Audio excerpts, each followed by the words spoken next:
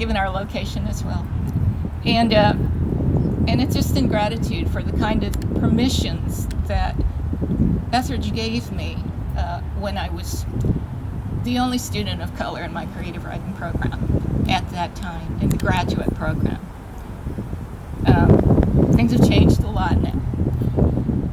And so here we go. I want to say about this poem, it's a sestina, which you may or may not know, except it's kind of a, I'm going to call it a drunk sestina, because I don't use N-words. I use kind of way out there rhymes, and I need to apologize for a word that, I don't know, may offend, but if you're trying to rhyme local, you know, you got to keep stretching to find something. Can you hear me? Yeah. Is this it? Okay. Yeah. Okay. Ode to beer. If I think too hard, I could find it pretty disturbing, my wandering the beer aisle in search of my favorite microbrew, when he suddenly looms, a Hoosier, local, I'm sure, big as a sumo wrestler, before me. That I don't retreat is a testament to my latest and no doubt my best round of self-medicating. I do admit it is embarrassing being a woman, 54, haunting the beer section. Is that a sneer I see before me? Fear makes me see yokels everywhere since my friend was murdered. You understand, I'm sure. I'm looking for Robert the Bruce, I see. 3 Floyds out of Munster. Ask him to check. Tell him I was really hoping to be global, buying local. Together we walk the aisle, and then he says, wait, and I follow him to the end cap. He's now clearly on a mission. He disappears, reappears, offering alternatives.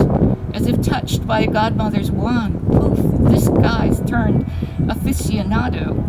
I lost my place. Talking, nay cooing about the hops and body and sweetness of craft beers.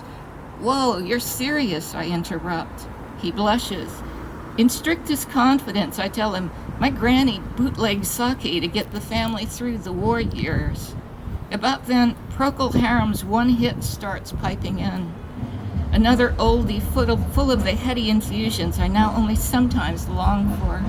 He talks me through brews from Oregon to Massachusetts, which brings him around to his own favorite brew from Texas, which happens to be on sale. My guess is he likes the idea of this old world beer as much as the beer. My guess is I won't like it. But that's not the point anymore. You know, Chatterbox isn't Scottish.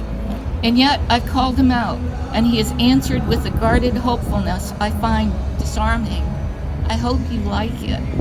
At home, before I crack open the first of a 6-pack, I'll Google Shiner. Learn something about the Texans who craft it. With beer, at least.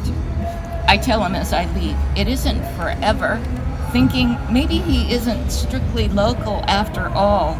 You just never know. Glancing back, he says, that's the spirit.